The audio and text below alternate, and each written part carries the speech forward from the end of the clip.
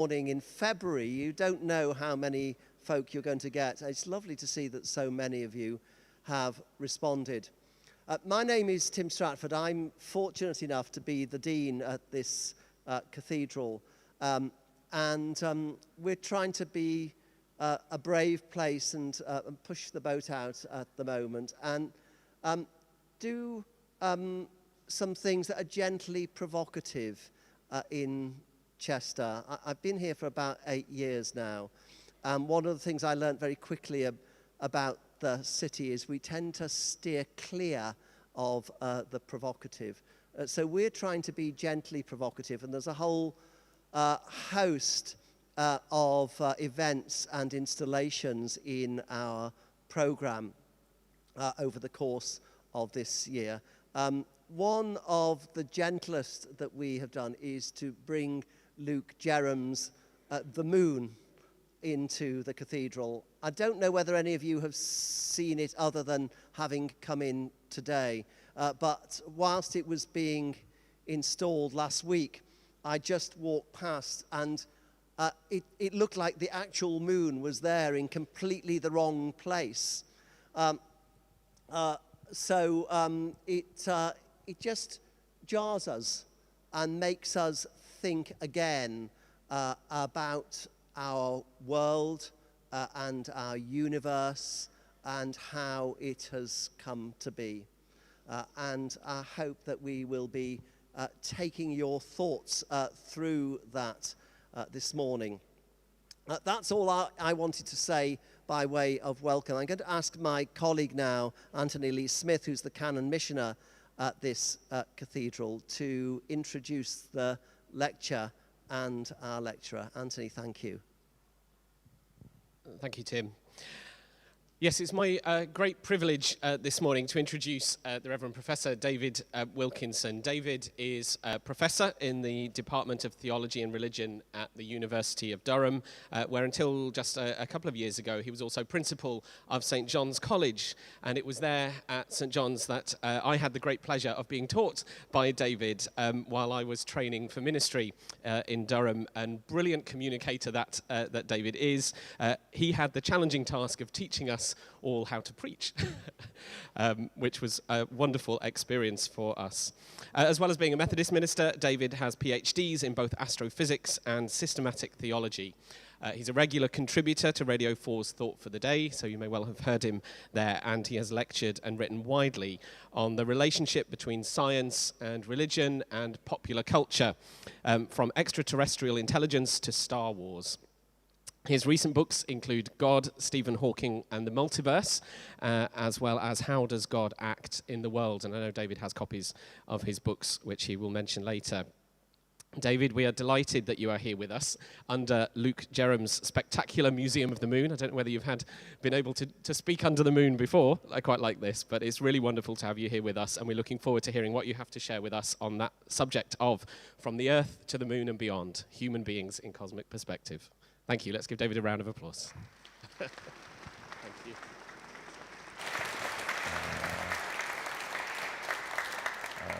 I'm immensely grateful for being here. It is a real privilege to speak under the moon. Dean, thank you for allowing me to come, and thank you for being here today. And, well, I mean, this thing about science and faith, lots of people find them difficult to hold together. I was on a train from Durham, where I work, down to London, and I sat down beside the person who wanted a conversation with me. He turned to me and said, "What do you do?" Well, I said, I teach theology at Durham University. You never quite know when you say that to people what people's reaction will be. And this man's eyes seemed to fill with fear as he thought to himself, oh no, all the way to London sitting beside a religious fanatic. He said, "What did you do before that?" Well, I said I did research in theoretical astrophysics.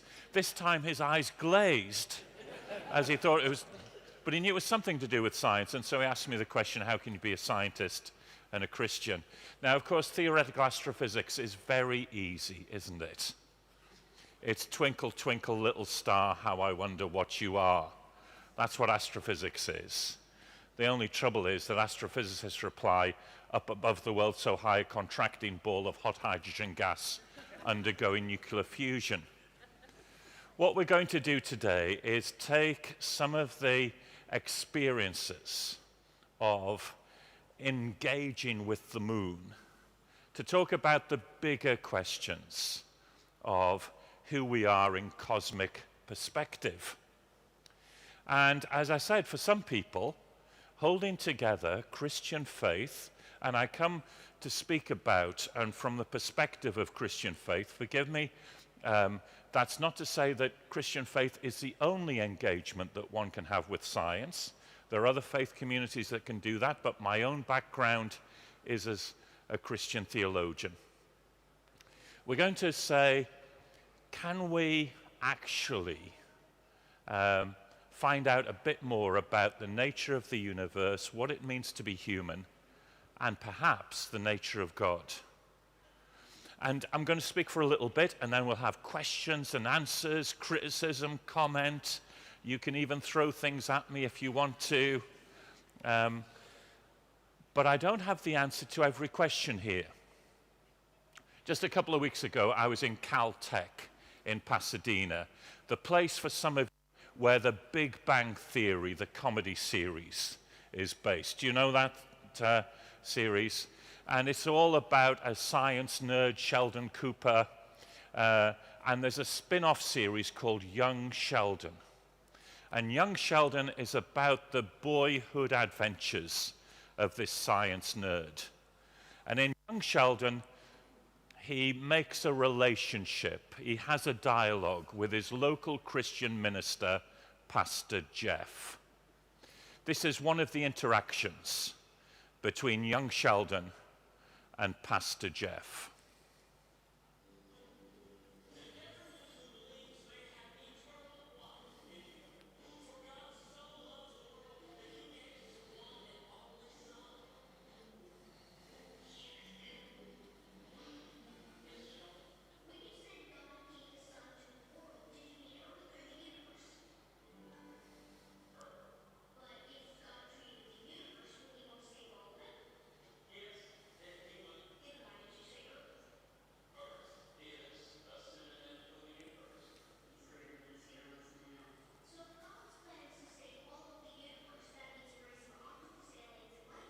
Saved by Jesus? Sure. Even though they never would have heard of him? Yes. Even though his appearance might be terrifying to them? But why would his appearance be terrifying? He has 4 limbs and they have 8. Okay, that's enough. No. I prayed people would be more interested in my sermons. I suppose I should have been more specific. Sheldon, if these creatures were born without sin, they don't need to be saved by Jesus. What if an octopus, Adam and Eve, brought sin to their world? Would they be saved by a human Jesus or an octopus Jesus? Well, I'm sorry about the echo on the sound there. What the most important thing from that clip you got was Pastor Jeff going, pfft, in terms of young Sheldon asking him about whether there's alien life and what that means for human beings. A few years ago, I was in a different cathedral. This is the National Cathedral in Washington, D.C. And in the National Cathedral in Washington, D.C., the vestry is very small indeed. And I was there for a panel discussion on our future in space. And I was the last of the panelists to arrive. I walked into a packed vestry. In the vestry was someone called Jeff Bezos. You might have come across him, a part-time astronaut and delivery driver. He was there with 9 of his PR people in the vestry. Avril Haines, who was at that time the head of American intelligence services, she was there with 2, they were spies, I'm sure they were spies with her. Bill Nelson, the NASA administrator, wasn't there because he had to be down at Kennedy. They had a delayed launch, but he joined us by video. And Avi Loeb, a Harvard astrophysicist, he was there, and he had a Netflix fly-on-the-wall television crew with him in the vestry. I arrived with my coat. That was my entourage.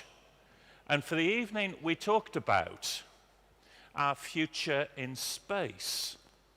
We talked about space tourism and the mining of the moon or Mars. We talked about our love of Star Trek. All of us had been brought up on Star Trek. We talked about, what used to be called UFOs, or unidentified aerial phenomenon, as they are now, which is why the American intelligence services were involved.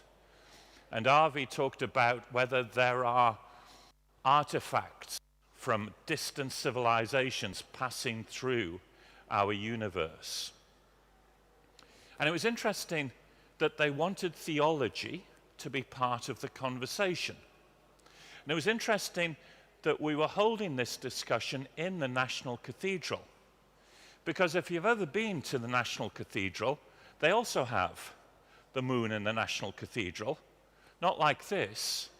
They have a little bit of the moon. This is the space window in Washington National Cathedral. And right at the center of the space window is a little vacuum glass bubble. And in there is a bit of the moon, a moon rock, presented to the National Cathedral by the astronauts Neil Armstrong, Buzz Aldrin, Michael Collins from Apollo 11.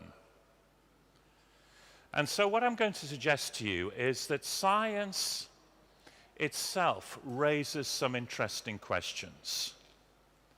And for me, those questions have some resonance with the tradition of Christian theology.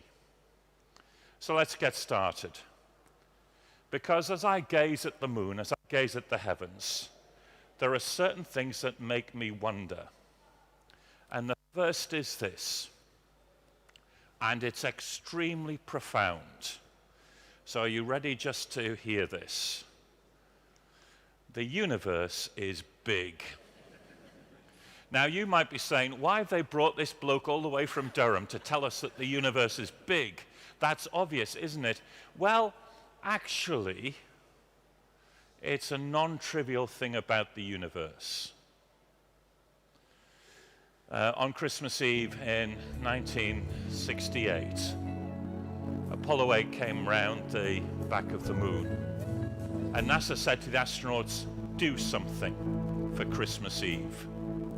This is what they did. Now approaching lunar sunrise, and for all the people back on Earth, the crew of Apollo 8 has a message that we would like to send to you. In the beginning, God created the heaven and the earth. And the earth was without form and void, and darkness was upon the face of the deep. And the Spirit of God moved upon the face of the waters. And God said, let there be light. And there was light. And God saw the light, that it was good. And God divided the light from the darkness. And God called the light day, and the darkness he called night. And the evening and the morning were the first day. And God said, let there be a firmament in the midst of the waters. Let it divide the waters from the waters. And God made the firmament, and divided the waters which were under the firmament, the waters which were above the firmament. And it was so. And God called the firmament heaven, and the evening and the morning were the second day.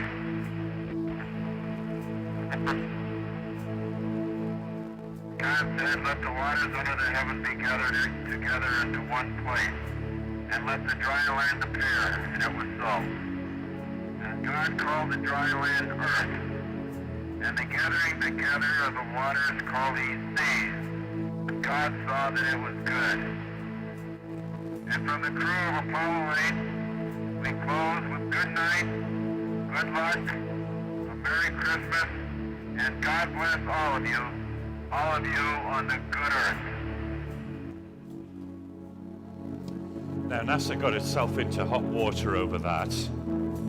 a very famous American atheist, Madeleine Murray O'Hair, sued NASA for being a state-funded institution and allowing religion to be sent over the airwaves.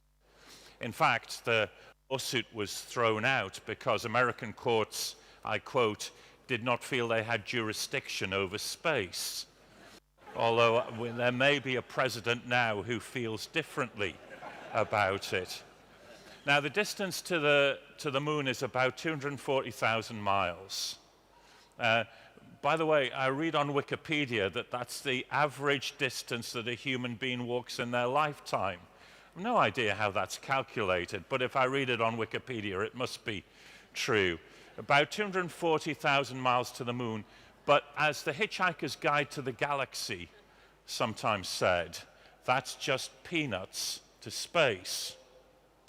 The James Webb Space Telescope is a successor to the Hubble Space Telescope.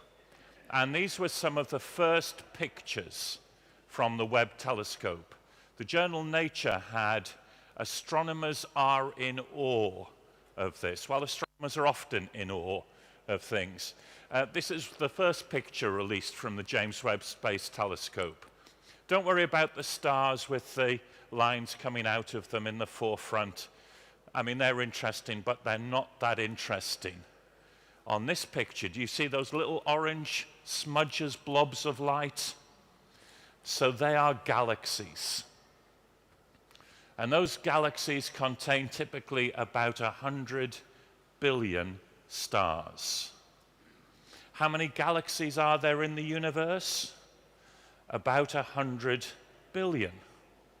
Now, I know it's still early on a Thursday morning, but if I said to you how many stars are there in the universe, it's really easy. 100 billion stars in each of 100 billion galaxies. You multiply 100 billion by 100 billion, and the answer is a lot. Something like the grains of sand on the beaches of the world. Where do those stars come from? This was the second picture from Webb. This is a maternity hospital for stars. A vast cloud of molecular hydrogen that will eventually give birth to about 10,000 stars or so. And even the third picture shows us that in the universe, they really like Strictly Come Dancing. Because these are galaxies revolving around each other in a beautiful cosmic waltz, held by the force of gravity as they go around. Now, next picture is particularly exciting because it was only taken or only released a couple of weeks ago. And this is a galaxy here called MOM Z14. Astronomers have great imagination in naming their galaxies. And what this is the furthest object we've ever seen in the universe. Okay? It's quite a small galaxy, and in that little patch of sky blown up so that you can see it. And the furthest object we've ever seen, the light from that galaxy, has taken 13.5 billion years to reach us. I'll say that again. The light from this galaxy has taken 13.5 billion years to reach us. Now, the light from the sun, which occasionally reaches Chester, that takes about 8 minutes. The light from these galaxies, 13.5 billion years. That means we're seeing the galaxies as they were 13.5 billion years ago when the light set off. The universe is big. The distance to the moon is just peanuts. That's a non-trivial thing about the universe. Second thing about the universe is subtle. And what I mean by that is that it is law-like, but at times not as simple as we think. To send spacecraft to the moon, you largely need some physics that Isaac Newton gave us some time ago. Newton's laws of motion and his universal law of gravity. And you're able, therefore, to work out how to send spaceships to the moon.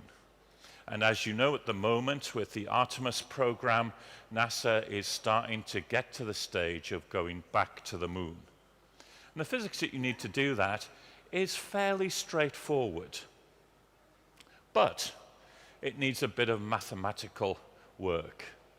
And some of you might have seen the movie Hidden Figures, which is the wonderful and often untold story of the women who used to do the computations to work out the orbits and the trajectories to get people into space and to the moon. And these were distinguished women. Dorothy Johnson, Mary Winston Jackson, Dorothy Johnson Vaughan, and Katherine Johnson. Katherine Johnson herself, a very committed Christian. Now, at the same time that they were working on this simple physics, a couple of other women, Ellen Fetter and Margaret Hamilton, were working at MIT. And they were working on some of the early computers, in terms of mechanical computers. This is one of them. Those of you who are young will not believe that this is a computer. But it was. It was very slow and had it took a long time. And they helped this man, Ed Lorenz, on some of the early weather forecasting models. And I don't know if you ever noticed that weather forecasting is not that simple. You can predict the weather perhaps a day or two in advance, but why is it that when I want to come and watch a test match at Old Trafford, there's not a website that I can put in, I want to book tickets for this day in 2 years' time, tell me if it's going to be raining or not? Well, it probably is going to be raining, but why is it that we can't predict the weather in advance? Well, Ed Lorenz and Margaret Fetter and Ellen Fetter, Margaret Hamilton and Ellen Fetter, showed us why. And they showed that there are some systems in the world that you can understand the laws, but you can't predict entirely the outcomes. And these are chaotic systems. And Lorenz's work eventually became known as the butterfly effect. That the flapping of a butterfly's wing in Rio could lead to a hurricane in New York. These are systems unlike the orbits of the planets, which we know their laws, but we can't predict the future. The universe is law-like, but not always fully predictable. It's subtle. Now, I could have gone, instead of for chaos and the butterfly effect, for quantum theory to illustrate that. And I could see all of you are now disappointed that we've not had half an hour on quantum. If you want to come back on the questions, we can do that, but I thought we'd move on. Thirdly, the universe is fruitful. This is non-trivial about the universe. Paul Davies, the cosmologist, calls it the Goldilocks enigma.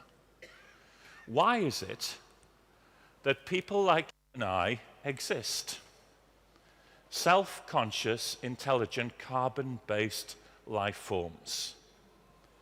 And we only exist because of a number of subtle balances within the law and circumstance of the universe. Don't get me wrong, I'm not going to go down the line of saying, therefore this must be a proof of God. But it's an observation that the universe brings forth life. And one of the big things in science at the moment is whether there's life elsewhere in the universe. One of the pictures released from Webb was this one, which shows a planet outside our solar system, and this is the atmosphere, and it shows the presence of water. And that's quite significant. Indeed, in the past few decades, we've begun to see lots and lots of planets outside our solar system. They're called exoplanets. This next slide is slightly out of date because I downloaded it 3 days ago. This is the number of planets discovered so far outside of our solar system. 6,080. And you notice there about over 200 what we call terrestrial planets. These are rocky small planets a bit like our Earth. Now, one or two of you are far ahead of me on this. You're going, well, if we see all these exoplanets around other stars, and you said there's 100 billion stars and 100 billion galaxies, surely somewhere up there, there must be another lecture going on amongst little green women and little green men talking about whether they're alone in the universe or not. Just be careful of that argument, because it's a long way from primitive life to intelligent life. Or to put it like this, it's a long way from an amoeba to an accountant. Well, yes, you know what I mean. It could be that there's lots of primitive life out there, but not intelligent, self-conscious life. And if you look at Mars, for example, there may have been primitive life on Mars, but it didn't develop in the way. So you've got to have a whole number of balances for this to happen. But it's really interesting that we're seeing such a vast universe. The fourth thing is that the universe, and I'm sorry about this, I'm sorry to be downer on a Thursday morning, the universe is destined to futility. In 1999, these clever folks, Saul Perlmutter and Adam Rice and Brian Schmidt, who got the Nobel Prize for this discovery, saw that the universe is accelerating in its expansion from the Big Bang. That means it's going to expand forever. And you might say, isn't it good, we'll be around forever. The trouble is, as the universe expands, it cools, even more than this morning. It gets colder and colder, and life no longer can exist. That's quite worrying for many scientists, that the universe is going to expand in an accelerating way. And Paul Davies, who I quoted earlier, summed it up when he said, an almost empty universe growing steadily more cold and dark for all eternity is profoundly depressing. Now, we won't notice the effects for about 20 billion years. So we're all right for lunch, okay? But the end of the story is always important to understanding the story. If you buy a murder mystery and read the whole thing through and find at the last 5 pages when Poirot gets them all in the library and tells you how it's done, that means you can't interpret the story completely. So when Steven Weinberg, Nobel Prize-winning physicist, says, the more the universe seems comprehensible, the more it seems pointless. You all still with me so far? Universe is big, universe is subtle, universe is fruitful, universe is destined to futility. Let me go on from there and reflect a little bit about how this raises questions, the bigger philosophical questions. The first is this. In a big universe, then, can we ever understand or know anything about God? A number of years ago, John Taylor wrote a really wonderful book called Black Holes. And he talks about these exotic objects. It's a great popular science book. But also in this book, he talks about why he doesn't believe in God. And his argument goes like this. The universe is big. In fact, it's close to infinite. Any God who created such a universe must be infinite. Our minds are finite. So says Professor Taylor, how can a finite mind ever understand an infinite God? Now, he's got a point up to a point, actually. How can the finite mind ever understand the infinite God? But, says the Christian, with respect, Professor Taylor, what if the infinite God decided to reveal God's self to the finite mind in a way that the finite mind could understand? Now, that seems to me to be a logical possibility.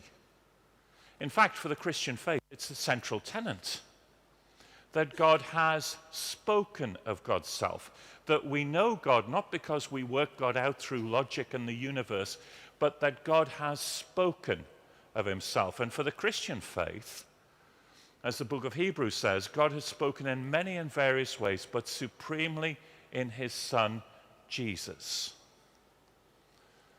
So that's why Christians particularly look to Jesus in understanding the nature of God. A few years ago, John Polkinghorne, a great person, passed away. John was professor of particle physics at the Cavendish in Cambridge. And then he became an Anglican priest and a theologian. And when he died, I got the privilege of writing his biography for the Royal Society, and you get some of the papers that he collected over the years in order to do this.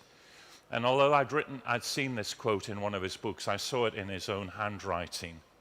And John, this great physicist, wrote, "The figure of Jesus has always been central for me, and no view of reality would begin to be adequate which did not fully take the phenomenon of Christ into account."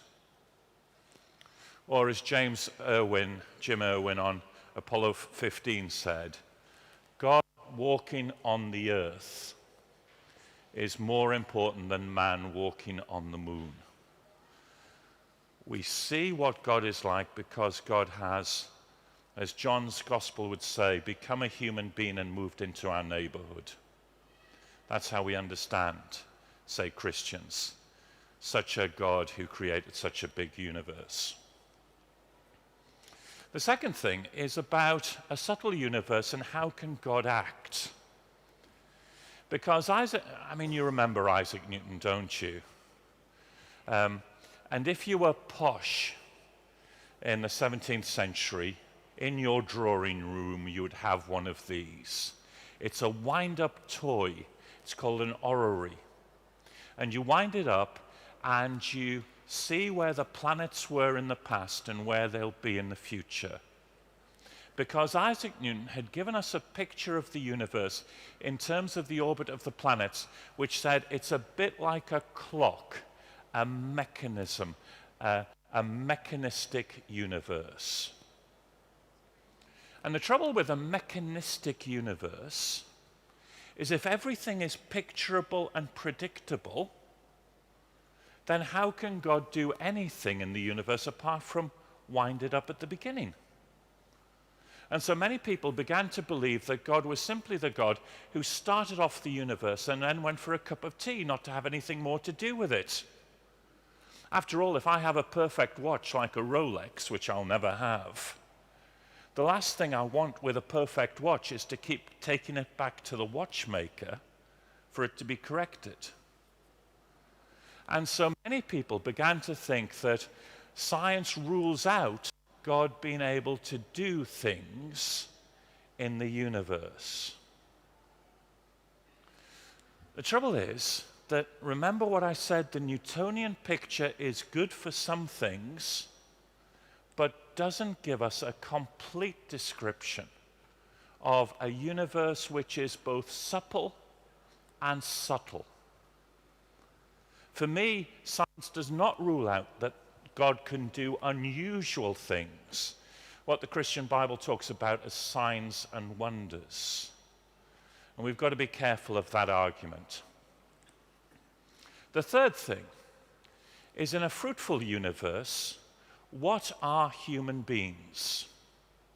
You see, if the little green women and little green men did land, and I hope they don't say, take us to the White House, by the way, if they did land, But if they did land, or we found evidence for other life elsewhere in the universe, some people think, does that mean that human beings aren't special? This is a big issue at the moment, not just for life elsewhere in the universe.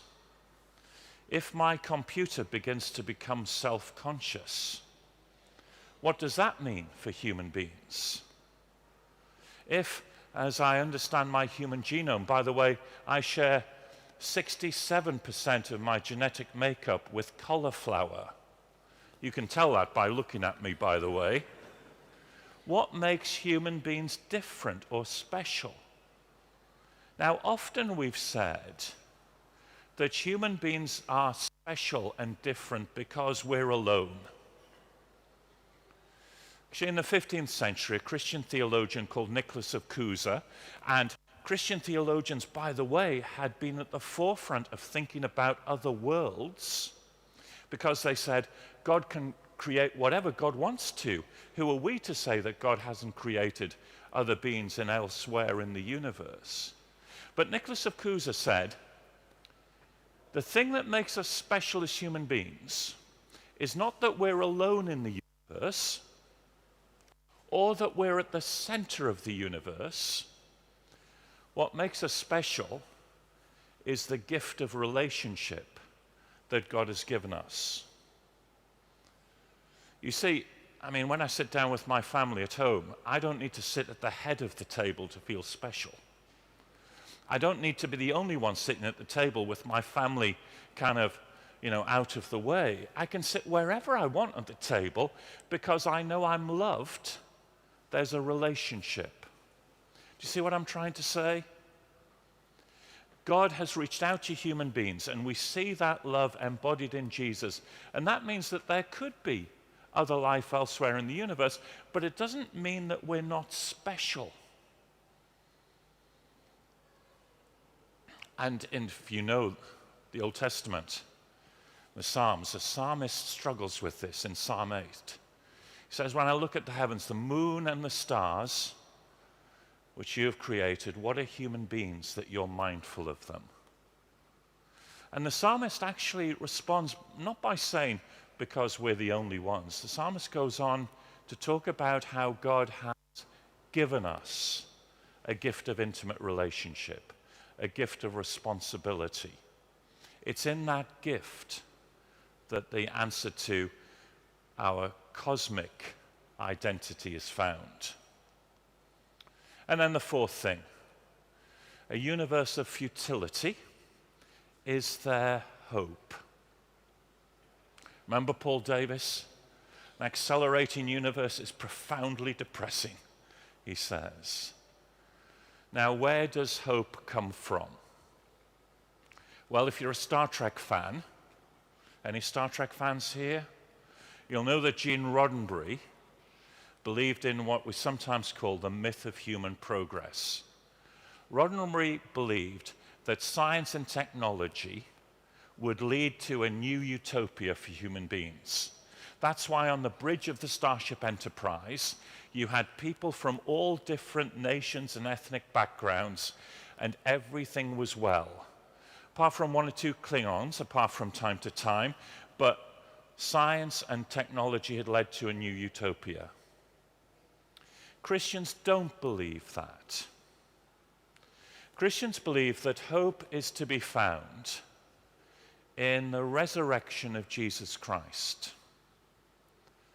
Why?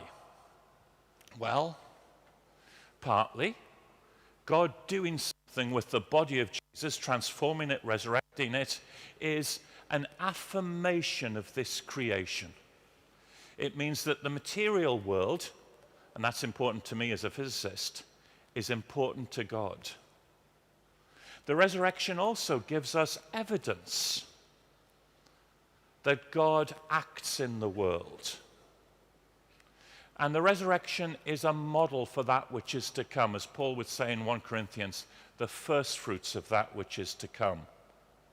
That God is going to transform this universe into a new creation with both continuity and discontinuity. universe which is big, how can God be known? A universe which is subtle, how can God work in the universe? A universe that is fruitful, what's special about human beings? A universe of futility, there is hope. When Yuri Gagarin went up into space, the first man in space, and orbited the Earth, the story goes, although it's difficult to see in the transcripts, by the way, but the story goes that in space he was asked, "Do you see God?" And he said, "No, there's no God up here." Don't hold on to that story too much, because there are other stories of what actually happened. When Buzz Aldrin with Neil Armstrong landed on the surface of the moon, something quite significant happened before they walked out onto the lunar surface.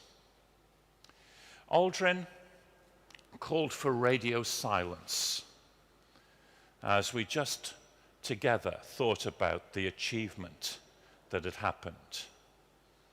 And then, without saying anything publicly, because of that thing about the lawsuit against NASA and Apollo 8, you remember that I talked about, Aldrin took out of his spacesuit a little piece of bread and a little cup of wine, which had been given to him by his home church, Webster Presbyterian Church. And there on the surface of the moon, the first meal that was taken was Holy Communion, bread and wine. And Aldrin read from John's Gospel, where Jesus says, "Without me you can do nothing." There, in what Aldrin would call the magnificent desolation of the surface of the moon, as a result of the billions of dollars and hundreds of thousands of people that had put people on the moon and brought them back safely, Aldrin wanted to give thanks for the God that he experienced in Jesus Christ. And so I offer you my excitement with science and my excitement with Jesus Christ. And now I'm ready to be Pastor Jeff in any questions or comments to try and give an answer, but I might have to say, I don't know. Thank you very much.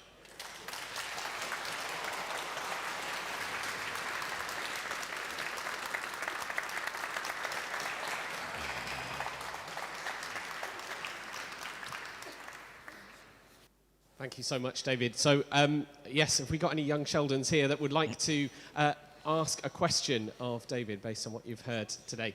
Sorry. Very difficult talk. Subject, very interested. And if I can understand it, anybody can. That's very kind of you. Thank you. Brilliant, thank you. Any questions? I might have to pass the microphone down. First of all, thank you very much for your time. It's been very insightful. My question is, with the future of space exploration, with Elon Musk being the head of the forefront of SpaceX, we see that NASA is losing its funding and that Elon Musk is pretty much the forefront of his plans for the moon. Do you see the future of humanity being led by billionaires instead of government-elected officials? Yes, thank you. What an important question. And I said that a couple of weeks ago I was in Pasadena at Caltech, and I also visited NASA's JPL facility, the Jet Propulsion Laboratory. And actually, the US government cuts to NASA haven't fully gone through, so scientists at JPL were a little more positive than they were a few weeks previously. But your question is very profound and very important, because no longer are we in space races between governments, although that's still there, and part of the American wanting to put people back on the moon is a space race now with China to do that. But you've also got these billionaires with their firms, whether it be SpaceX or Blue Amazon and all the rest of it from Bezos. And I think that brings a really interesting ethical dimension to this. And that is, have we the right to exploit, for our own financial gain, the minerals or the surface of the moon or Mars or asteroids? Who owns the moon? Who owns Mars? Who owns asteroids? Now, partly Bezos wants to exploit the resources in order to build space stations to take industrial production from the surface of the Earth into space in order to keep environmental responsibility and a green Earth. But where are you going to get all of the raw materials for these space stations? You're going to have to mine asteroids or the moon. And Musk wants to build cities eventually in order to distribute human beings across the solar system. I think we're in a really interesting ethical dilemma on this, where people of goodwill across businesses and governments have to go together. Now, of course, the ethical dimensions of space exploration have always been there because they've always been coupled for governments with military supremacy. So the ethical questions are not new to us, but there's a new dimension, as you say, with private individuals and businesses coming into it. And that's where I think we have to work much harder together to form some kind of understanding that the Earth is the Lord's and we're given responsibility to look after it well. That's not to say we don't do science, but how do we look after it well? Thank you very much. Thank you. Another question. Did you have a question? Right over here, or? Yeah. So, the galaxies whose light takes so long to reach us, Yes. how do you know they're still there? Well, we don't. Now, galaxies tend to last a long time, but the stars within them don't. So galaxies are dynamic. Our sun, for example, only has another 4.5 billion years before it uses up all of its hydrogen, starts to lose control of its processes, starts to swell up, and at that point, the moon and the Earth will be encompassed by the outer layers of the sun, and we will, to use the technical phrase, be crispified. Stars larger than our sun will go bang in a supernova explosion, and some of them will eventually become black holes. But while that's happening, you've also got these massive gas clouds producing new stars. So the wonder of galaxies is that they hold together this dynamic process of star birth and star death. Now, occasionally galaxies get ripped apart because the gravity, which I showed you in those revolving, sometimes brings galaxies together. In fact, our close neighbor, Andromeda, is being dragged towards us slowly. And some people think that when these two galaxies collide, everything is destroyed. It may not happen. But you're right, we don't. We see things as they were, but we understand and we can now model galaxies. So deep in the basement of the physics department in Durham, some vast Cray computers where some very clever people model the long-term evolution of galaxies and indeed the development of the universe itself. It's a wonderful thing to see. So we understand a little bit of the physics. So we don't know absolutely, but we're pretty sure that they'll be there, but they'll look differently because there's different stars. Thank you. There was some... Oh, Another question, sorry. Yeah. Yeah. Just wait until the... sorry, yeah. Hi. Hi. Hi. I've been teaching RE for 20 years. Wonderful. Thank you. I love this because the kids do sort of think that we are completely at war with science. Yes. Yes. My question is more, how would you handle students who are sort of so deep into conspiracy theories that they don't believe any space exploration has actually happened? Yes. So like the moon landings or that message from Apollo 8, they just don't think that that happened. How would you handle that? Thank you. And first of all, thank you for teaching RE. That's a really important part of learning and education. Now, I think this is a new dimension as well when we come to science, and that is the dominance in certain areas of the web of conspiracy theories. And we see a resurgence in flat Earth belief, right through to what's become more and more popular, and that is the Apollo landings didn't happen because they happened in a television studio. I think there's a number of ways to address this. I think there's scientific arguments to say that they did.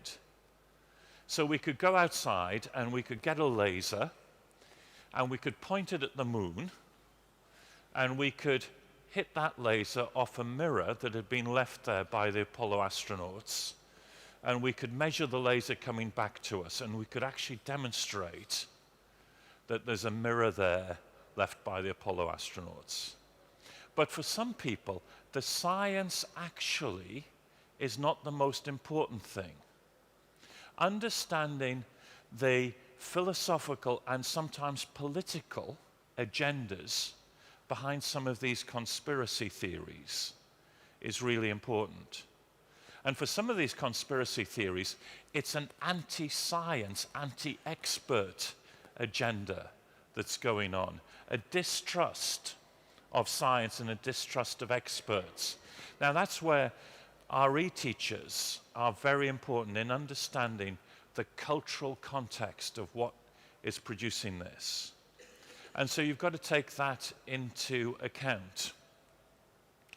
The other thing I think is just that sense of sitting down with people who were involved in the industry.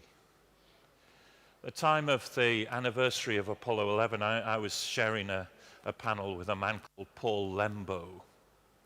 Paul Lembo was 20 years old when he was given the task by NASA to build the lunar lander. He had a team of 2,000 engineers to build the Eagle lander and a number of others. And when you sit with these people and talk with them, first of all, I mean, you're starstruck. Sorry about the pun, but you know what I mean. But also there's a genuineness about the stories. And so that sense of personal relationship communication is the third dimension. So the science, understanding what's motivating, and then the personal testimony, I think, becomes very important in all of that. Thank you. Hi. Do you think quantum physics sheds light on the question of free will? Yeah. And also, I went to Durham University, but albeit over 20 years ago. That's great. You know, when I saw you in the back row, I thought there was someone of quality there. In terms of, that's great. Yes, I do think it sheds something about free will. I have to say that I'm not too entirely sure what. So, quantum theory says that at the smallest scale of reality, protons, electrons, atoms, the universe is not picturable and it's not predictable. So the Newtonian universe, the orrery, wind-up toy, says that the universe is picturable, you can picture it, and it's predictable.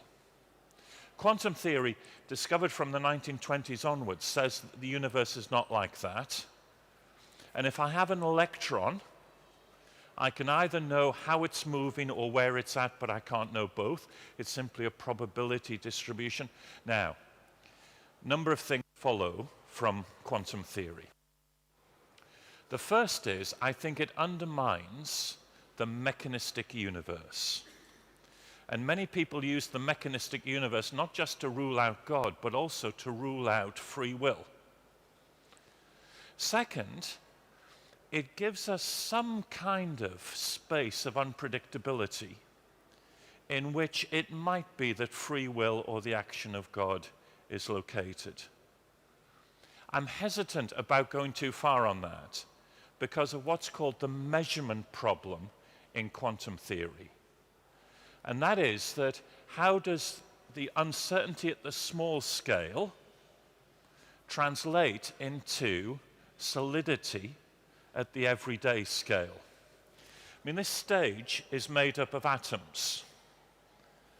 So why am I able to stand on it? Shouldn't I just kind of fall through it because of the uncertainty of the atoms? Something is there, and we've been working on that for over 100 years, and we still don't know the answer.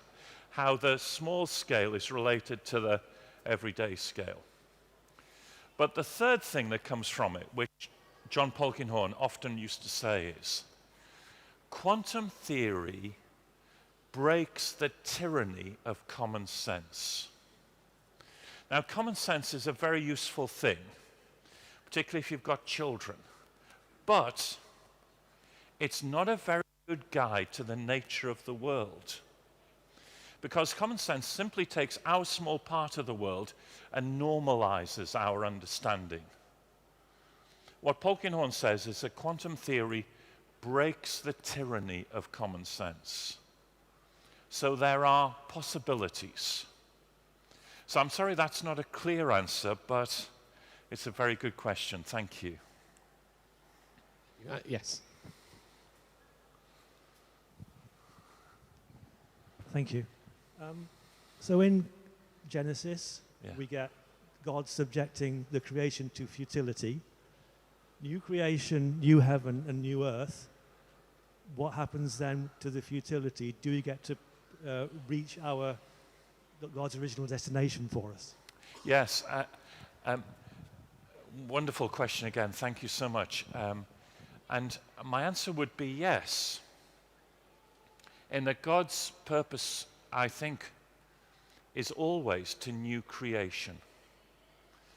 That God's purpose, when creation was both good, but then because of its brokenness, needed to be restored. But it was good, but not the end of the story for God. God's purposes are to a transformed new heaven and a new earth, actually richer than this creation. C.S. Lewis, many years ago, wrote a book called Shadowlands, in which he said that Christians sometimes believe that this world is a world of color and excitement and solidity, and the world to come is a kind of less than world. It's about our grayish spirit floating up on clouds into a kind of grayish shadowlands. And Lewis said, actually, that's the wrong way round. This world is the shadowlands. The new creation is more solid, more colorful, more exciting, richer. It's more than this creation. And now that's a long lecture in itself. I'm sorry to reduce it very, very small. But yes, thank you. Questions from this side? There's one down here. This is a question of probably curiosity. As the universe is so big, and one would assume that there are other worlds that are probably like ours, I've often wondered when we get to heaven whether we'll find others like us. Yes. It's a simple curiosity. And I've shared that curiosity with you as well. And I wouldn't be worried if there were. That's right. Now, the trouble partly is that science at the moment, we can't give a clear answer to whether there is intelligent life elsewhere. Your question also poses the question of the non-human creation being present in new heaven and new earth. Now, I'm a Methodist, and so I'm under contract by the Methodist Church to mention the name John Wesley in every talk that I ever give, whether John Wesley is relevant or not. John Wesley was the founder of Methodism, and on this point he actually is relevant, because Wesley believed in this sense of God's work towards a new heaven and new earth, and therefore preached a very famous sermon on Romans 8, in which called the General Deliverance, in which he talked about whether dogs and cats would be in heaven. And he said yes, because God's interest and purpose is with the whole of creation. And so the Christian faith actually is sometimes misrepresented if it's presented as it's only human beings that God's interested in. It's only human beings that will get to heaven. God's interest and purpose is much bigger than that. And so, yes, let's see. Now, I'm curious as well. Will there be dinosaurs? And isn't it going to be exciting? Yeah, thank you. Brilliant. Perhaps one more question maybe from over this side, if anyone has one. Otherwise, David, did you want to say a bit about your books? Oh, thank you. So I've brought a couple of books along, just a few copies, which you might be interested in. One is called God, Stephen Hawking and the Multiverse, which with Dave Hutchins I wrote a few years ago about the origin of the universe, and particularly the multiverse and what Stephen Hawking has talked about. And then one of the most recent books is How Does God Act in the World? This is about quantum theory and chaos and how God might act in miracle and such things. Now, today, much cheaper than Amazon, we'll do How Does God Act in the World at £10 and God, Stephen Hawking and the Multiverse at £8. These days, people don't bring cash with them, and I don't have a card machine or anything like that. So there's a sheet. I'm going to trust you. Please take a book and just give me your email address, and then someone from our team will send out, these are the bank details to transfer the money. Is that all right? So if you want to take a book, but leave your email address, and, well, we're in a cathedral. We trust each other, don't we? Absolutely.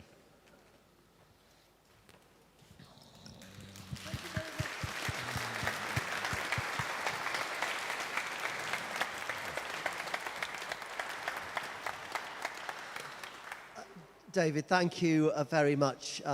You've made us all think. You've made each one of us think in a variety of different ways. You made me think about the immensity of this universe, first of all, which is mind-blowing, and then to the smallness of this little world that we live in time and in size. And then you took us into why it matters. And above all, I think the question I've been chewing over is, as you reflected on Jesus Christ and the love of God in Christ, so where does love come from? Yes. Yeah. And I just clicked at the very end. Yeah. Of course, love comes from the same place that everything else comes from. Yeah. I'm not sure whether that answer's adequate yet, but it does for me today. Thank you for making us think, and thank you for connecting that thought about the physical universe we're in and the spiritual people that we are. Thank you once again. Thank you.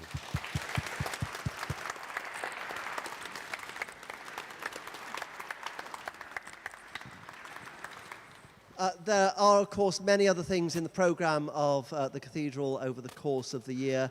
Much more under the moon in the coming weeks. Please do have a look at our website and see what is coming up.